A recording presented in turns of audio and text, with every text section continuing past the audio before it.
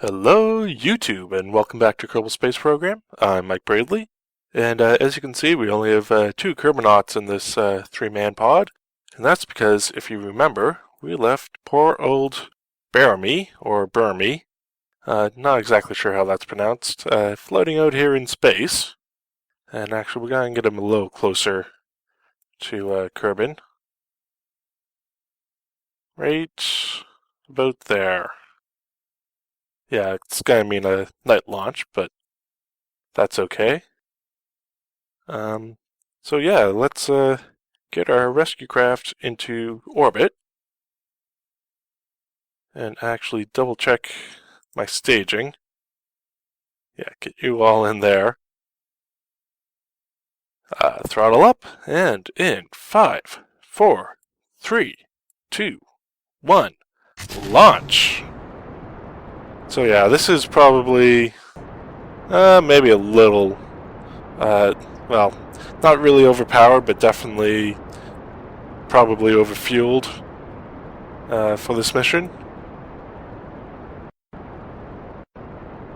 As you can see, we've got a surface. We're pulling, well, only 1G right about now, but it maxed out at 1.5 there for a brief moment. It's going to be more than enough to get us into space and in orbit and in such a way that we can actually rendezvous with Buremy. Now, Buremy's going to do most of the rendezvousing because he still has 75% of his RCS pack. And yes, I know I said last time that this would probably be, or last episode would probably be the last one in .022, but oh, separate those. But yeah, this will be the last episode in .22. I'm gonna basically download .23 right after I finish recording this and make sure my save works out and all that stuff. But anyways, this is really the boring part. Let's get this guy into space. I'll see you then.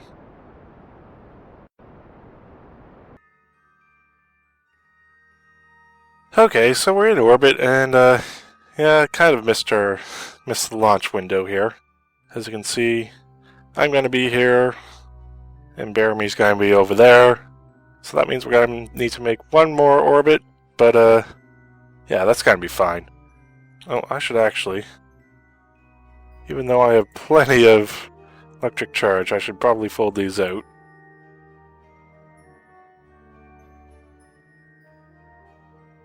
Just so that it don't run out. Not that I have a whole lot that needs electricity, and I put on more batteries than I really need. But anyways, yeah. So we're going to have to make at least one orbit. But after making that one orbit, we'll be in prime position to catch Buremy. So first of all, we'll warp around to our periaps, or actually not quite our periaps. We'll warp around to here, maybe a little further, yeah. And we will use basically the rest of our or this second tank,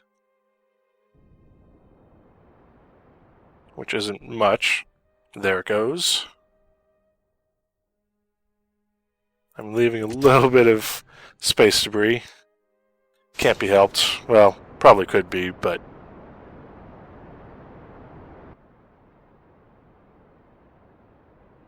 and we will basically burn a little up to correct.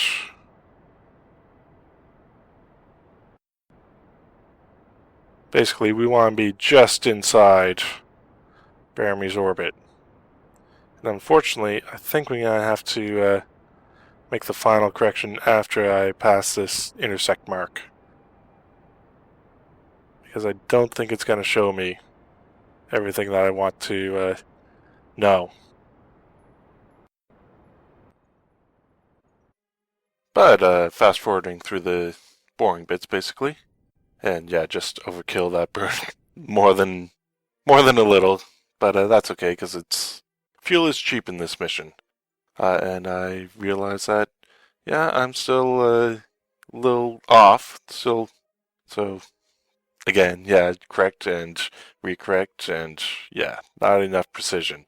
I really should have fitted some RCS on this mission because it would have made some of those burns, well, all of those burns a lot easier. But we are coming back and getting really close. So into map or out of map view to do some burns against the target retrograde, get our relative velocity down, and yeah, then it's just basically standard rendezvous. Again, more corrections, more getting the velocity down. I switch over to Buremy, but it's really not quite close enough to do what I want, and even trying to fool around with the camera view. It's not not quite close enough to do the proper rendezvous. So back to the ship and basically get really close and speed by. But luckily, again, lots of thrust, lots of fuel. That is not a concern for us. Back to Buremy. And yeah, he's only a couple hundred meters away. And so that's relatively easy with the RCS, or the RCS pack. And there we see the ship. And of course the ladder's on the wrong side. Bounce my helmet off that a few times. But I'm in, and all we have to do is lower our periaps to within the atmosphere. That's quick and easy, down to 20 some odd kilometers. And yeah, just fall back to Kerbal. So looks like we're gonna land here in the night, which is unfortunate, but that's just the way that Buremy's orbit was set up. And almost atmosphere interface, or yeah, we have atmosphere interface, and it's a quick way down. So here's a live commentary mic for the second part of our episode.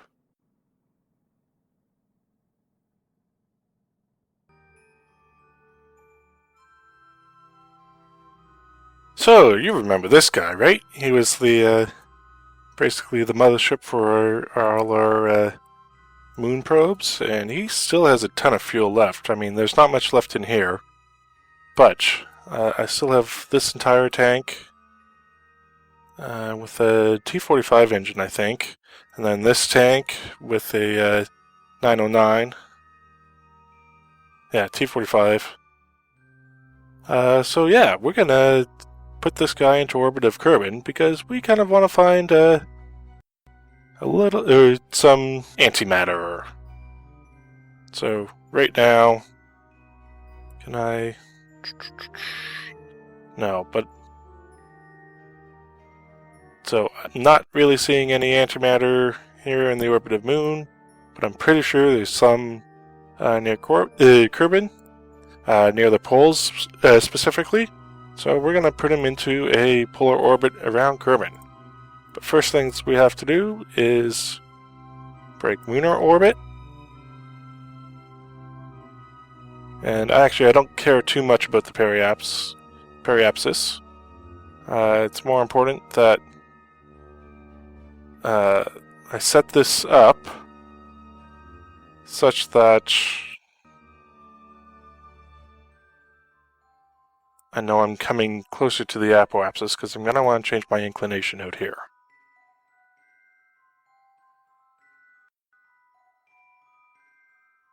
Yeah, that's good enough. And I think I want to be in an orbit of about 250 kilometers.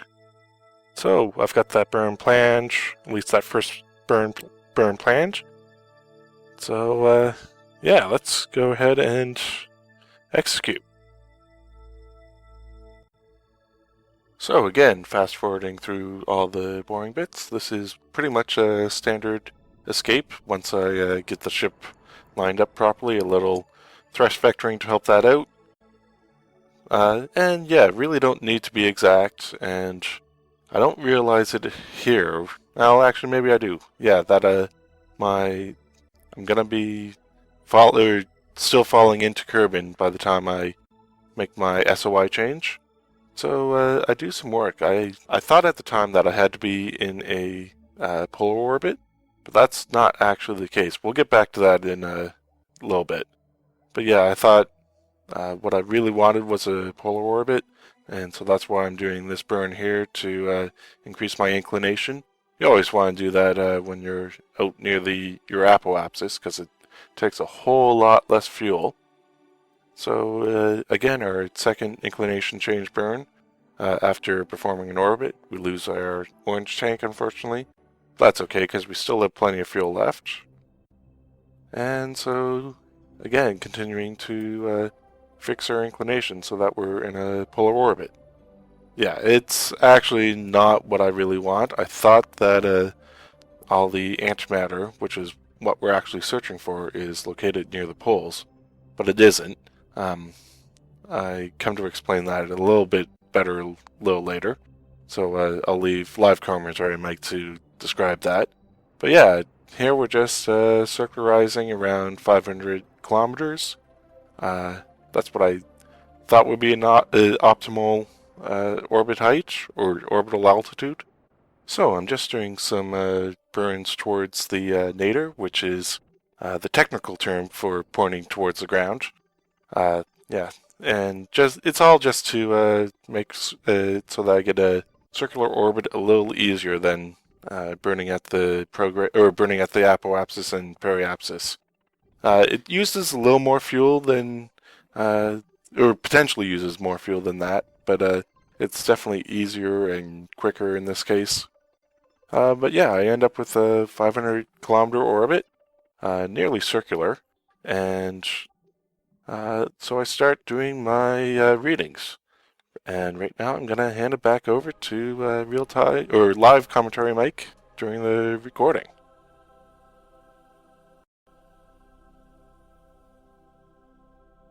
So I'm back, and it doesn't appear that antimatter, the dots that you saw with the magnet or spectrometer for the thorium and uranium, those don't appear to show up, at least not when we're in orbit of Kerbal.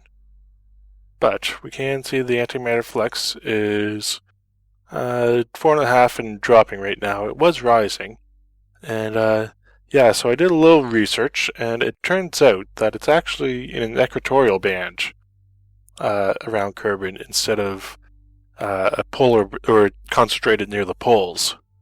I guess since the magnetic field exists but is so weak at this or around the equator, the antimatter particles don't get sucked into the poles. Basically, if you want me to get all sciencey on you, antimatter is basically the antiparticle of a hydrogen atom without its electron. So it's just not a positron, but antiproton. Yeah, that's the term for it. Yeah, it's basically just an antiproton, which has a charge of -1, just like an electron.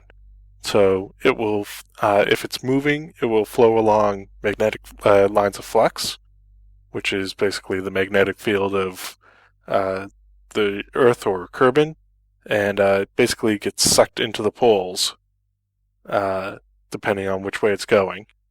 But if it's moving near the equator, it just basically moves around the body instead of towards one of the poles. So that's why it's being concentrated near the equator and not near the poles. So now that I have that understood, I can basically land this guy and set out on a mission to collect some antimatter So I think I'm going to have to use at least some of these on my collector, as well as, of course, antimatter containment pods.